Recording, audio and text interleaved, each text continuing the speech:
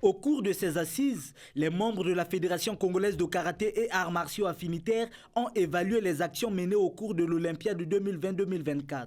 Le président de la FECOCA Ama, Lui Ondongo, a fait l'évocation des activités conformément à son programme de développement du karaté au Congo ainsi qu'à la participation des Diables Rouges aux compétitions internationales. Notre mandat s'exécute dans une période de crise sanitaire, souvenez-vous, assez aiguë, est provoquée par le virus à Covid-19. C'est dans ce contexte difficile que nous avons dirigé la fédération. Aussi, nous est-il arrivé parfois de faire des choix difficiles et aller souvent à l'essentiel pour favoriser la survie de notre bien commun. À chaque fin de saison, on aurait bien voulu convoquer un conseil fédéral. Mais la réalité dans la gestion de nos finances nous obligeait à prendre des décisions réalistes et raisonnables, favorisant les activités moins contraignantes et facilement gérables par nous.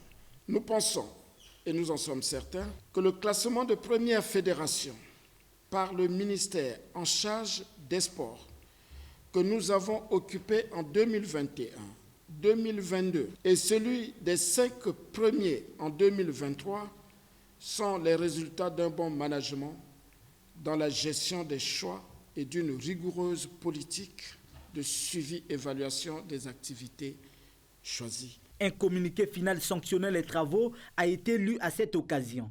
Après vérification des mandats et l'observation d'une minute de silence en mémoire des karatékas disparus, le Conseil s'est rendu compte que le quorum est atteint et le Conseil peut se tenir et délibérer valablement.